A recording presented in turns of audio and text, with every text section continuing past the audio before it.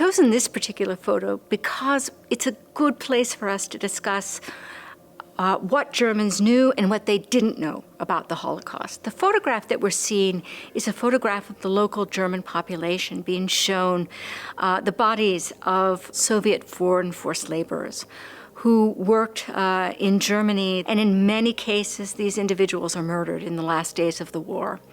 And we're looking at a photograph of a mother with her young child, and she's shielding the child from the view of these dead foreign forced laborers. They've been exhumed from a mass grave, about 57 of them. And they're being escorted by units of the American Army. The U.S. Army, once they liberate some of the concentration camps in Germany, develop a policy to make the local populations tour these liberated concentration camps and killing sites so that they'll see what kind of atrocities have been carried out in their local area. Sometimes the men are even forced to bury the bodies. And in this particular case, these individuals, about 57 Soviet foreign forced laborers, are murdered by the SS. They've been forced to dig their graves before being shot.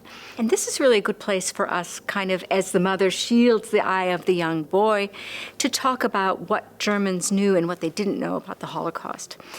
These concentration camps on German soil, like Buchenwald or Dachau or Mauthausen, were known by the German population.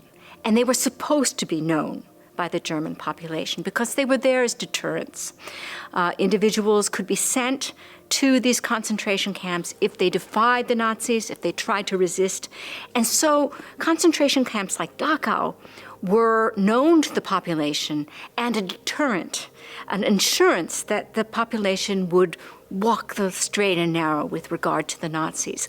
People who resisted or defied the Nazis could be sent even for a short time to a concentration camp and then released so that they could tell their friends and relatives what they'd seen behind those walls.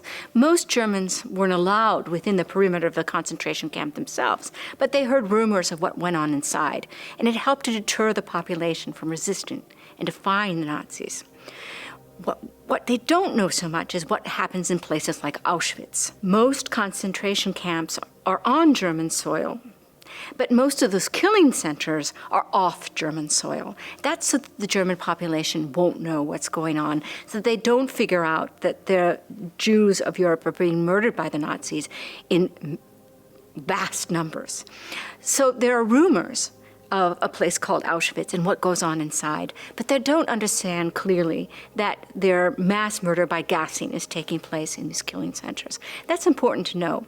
But we do know that a lot of Germans figured out that when they saw Jews being deported from Germany, they understood that they weren't going to a very good place. And this is because German military men on the front had seen the mass shootings of Jews in Soviet territory and probably came home and told their loved ones. Incidentally, a relative of mine saw a mass shooting and came home and told my aunt that he had seen this. So there are rumors of what's going on in the East, that Germans are shooting Jews in large numbers in occupied Soviet territory. So when Germans see Jews deported from Germany in October of 1941, they must know they're not going to a very good place.